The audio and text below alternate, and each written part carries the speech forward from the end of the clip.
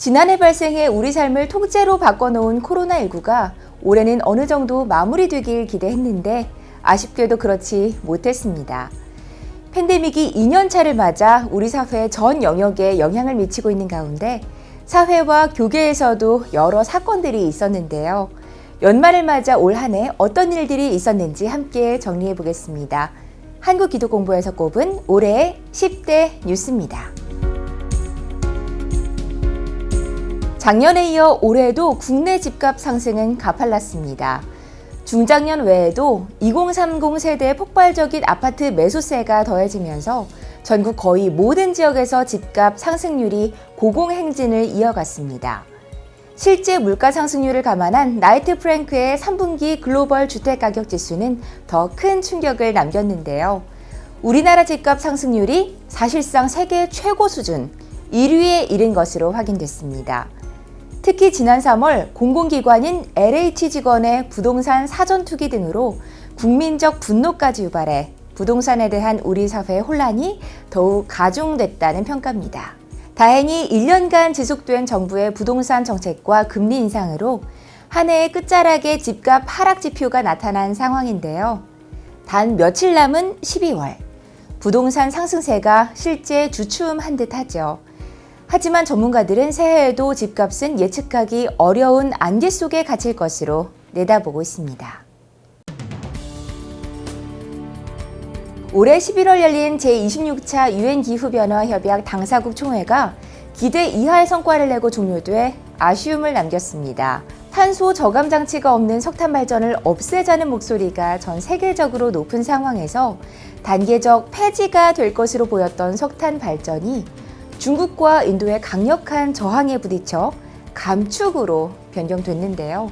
심지어 이 합의에는 구속력조차 없는 것으로 알려졌습니다. 또 이번 회의 전 각 나라는 2050년까지 탄소 배출이 제로가 되는 탄소 중립을 실현하기 위해 의무적으로 1.5도에 맞춘 탄소 배출 감축 계획을 제출하도록 했죠. 하지만 이 역시 중국, 러시아, 인도 등은 10년에서 20년씩 늦춰 2060년이나 2070년까지 도달하는 시간표를 내 지구 온도가 2.4도까지 더 오를 것이라는 암울한 결과가 도출되고 말았습니다. 이에 대해 세계교회협의회도 실망과 당혹감을 담은 성명을 발표했는데 가속화되고 있는 기후 비상사태를 해결하기에는 이번 회의 결과가 턱없이 부족하다며 기독교인들이 앞장서 탄소 제로 운동 등에 헌신할 것을 요청했습니다. 올해는 한국의 문화 콘텐츠가 전 세계적으로 인정받고 있음을 확인한 해였습니다. BTS의 신곡이 빌보드 메인 싱글 차트 1위를 10주간 차지하고 한국 영화 미나리와 드라마 오징어 게임이 골든글로브에서 수상 후보에 오르는 등 K 콘텐츠의 위력이 입증됐습니다.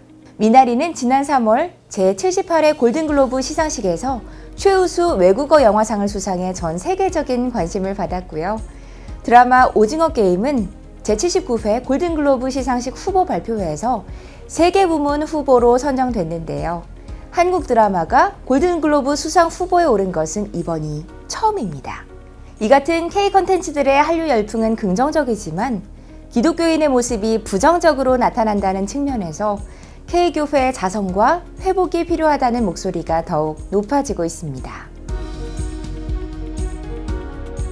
지난 2월 1일 미얀마 군부가 정부를 전복하고 정치인들을 연금하면서 미얀마는 사실상 2016년 이전에 군부 독재로 돌아갔습니다. 군부의 만행에 대항하는 많은 미얀마 국민들이 희생되면서 국제사회의 적극적인 개입을 요청하는 시위가 세계 곳곳에서 일어나고 있는데요. 세계교회협의회와 아시아 기독교협의회가 즉시 정의와 평화 수호를 위한 회원교회들의 기도와 연대를 요청했습니다.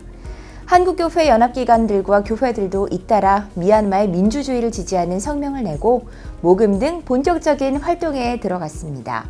쿠데타 전 미얀마는 종교의 자유를 인정했는데요. 국민의 80% 이상이 불교를 신봉하지만 문민정부 5년 동안은 교회 활동이 증가했죠. 미얀마 교회는 과거 군부가 기독교를 박해했던 역사가 반복되지 않길 바라며 세계교회의 지속적인 기도와 관심을 요청하고 있는 상황입니다. 국민의 81.2%, 18세 이상 성인 기준 92.1%, 60세 이상 기준 92.5%가 2차까지 백신 접종을 마쳤습니다. 이에 따라 정부는 지난 11월부터 단계적 일상회복, 위드 코로나 정책을 본격화했죠. 그러나 국민들의 기대와 희망은 단 한 달 만에 멈춰버렸습니다. 코로나19 새 변이 바이러스인 오미크론이 빠르게 확산되고 신규 감염 확진자가 8,000명을 육박하면서 다시 원점에서 시작하게 됐기 때문인데요. 정부는 백신 팩스를 강화하고 있지만 백신의 효과와 안정성이 충분히 보장되지 않았을 뿐 아니라 백신 부작용에 대한 부담이 커 볼멘 소리가 나오고 있습니다. 더구나 청소년 방역 패스 도입까지 거론되자 학부모와 시민단체, 청소년들까지 백신 패스 강행을 반대하고 나섰습니다. 상황에 따른 여러 대응 방안이 나오고 있지만 큰 성과 없이 급기야 하루 확진자 1만 명이라는 우울한 전망까지 나오고 있어 위드 코로나의 꿈은 내년에도 현실화를 장담할 수 없는 상황이 돼버렸습니다. 올해 총회에 보고된 본교단 전체 교인 수가 예년에 비해 가장 큰 폭의 감소세를 보였습니다. 그동안 우려했던 대로 코로나19가 전체 교인 수 감소에 영향을 끼쳤다는 분석이 지배적인데요. 본교단 교세 통계에 따르면 작년 말 현재 본교단 전체 교인 수는 239만 2,919명으로 집계됐습니다. 2012년을 기점으로 꾸준히 감소세를 보이던 전체 교인 수가 지난해 가장 큰 폭으로 감소한 결과였는데요. 전체 교인 수 감소와 함께 세례 교인 수도 전년도 대비 3.49%포인트 감소해 우려가 한층 커졌습니다. 전체 교인 수 감소는 예장총회뿐 아니라 전체 한국교회 추세였는데요. 예장총회가 11만 4,066명이 감소한 반면 예장합동은 17만 3,378명이 감소해 교단 중에 교인 수가 가장 많이 감소한 교단이 됐습니다. 한국교회의 미래를 가늠할 주일학교 교세 통계 결과는 더욱 충격적이었는데요. 교회학교 전체가 교단과 상관없이 큰 하락세를 보이며 10여 년간 감소세에서 벗어나지 못했습니다. 작년 제105회 총회는 온라인 방식이었던 데 반해 올해 대한예수교장로회 제106회 총회는 2년 만에 총대 전원이 모이는 현장 총회로 열렸습니다.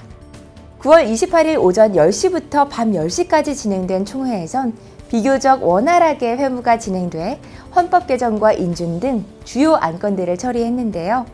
사회적 거리두기 4단계에서 1,500명 이상이 모인 총회였던 만큼 그 어느 때보다 철저한 방역 수칙이 적용됐습니다. 총대들은 백신 접종 완료와 PCR 검사 음성 결과를 받아야 총회에 참석할 수 있도록 하고 근접 대화, 악수, 귓속말은 물론 회의장 안에서는 물도 마실 수 없도록 했습니다. 그 결과 총회로 인한 코로나 확산은 없었으며 비욘드 코로나의 방향성을 제시했다고 호평받았습니다.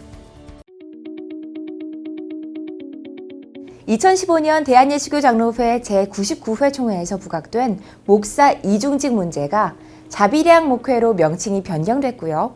이를 허용해달라는 헌의가 헌의위원회에서 정치부로 이첩돼 연구를 진행 중입니다.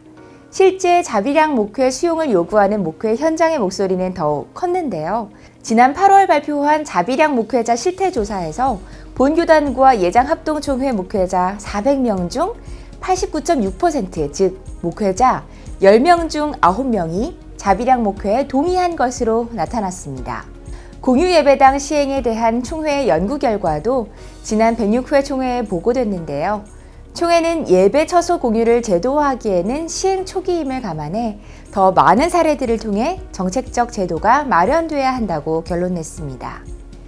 이런 가운데 서울 관악노회는 지난 6월 워십 서포트 센터, 부천노회는 지난 11월 더 좋은 코워십 스테이션을 설립해 예배당 공유 사역을 확장했습니다.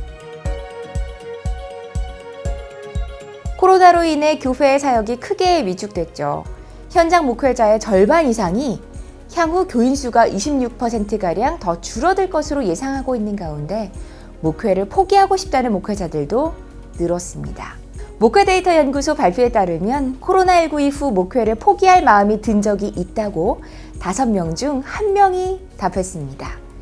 코로나19 사태 후 교회발 코로나라는 오명을 벗어나지 못한 상태였는데 여기에 최근 오미크론 첫 확진자가 목회자로 드러나면서 사회적 신뢰도는 걷잡을 수 없이 추락했습니다. 이런 위기 속에서도 해외 선교사들이 현장에 남아 목숨 걸고 사명을 감당해 눈길을 끌었는데요. 코로나로 인한 선교사 사망자가 올 한 해만 36명이 넘어선 가운데서도 해외 선교사의 75.7%가 현장을 지켜 코로나19로 위축된 교회 사역에 묵직한 메시지를 던졌습니다. 예장총회가 교단 역사상 처음으로 아동에 대한 선교, 교육, 목회적 관심을 높일 제도를 도입해 관심을 끌었습니다. 아동 세례교인 신설을 포함한 개정헌법이 전국 노회 수의 과정을 거쳐 지난 11월 29일 시행에 들어갔기 때문인데요. 해외 교단과 국내 타 교단에 비해 늦은 감이 있지만 총회가 유아 세례 연령을 6세까지로 확대하고 아동 세례를 7세에서 12세로 헌법을 개정함에 따라 앞으로 모든 연령대의 세례가 가능해졌습니다. 이외에도 시행에 들어간 개정헌법은 오늘날 교회 현장의 요청에 부응한 결과물들인데요. 교리교육의 필요성에 따라 새로 제정된 교리문답집, 21세기 대한예수교장로회 교리문답은 제107회 총회의 보고 후 시행에 들어갈 예정입니다. 2021년을 가득 채운 뉴스들 어떠셨나요? 올해 10대 뉴스는 유독 어두운 소식이 많았던 것 같은데요. 내년에는 코로나 종식과 함께 교회의 새로운 도약의 원년이 되길 바라봅니다.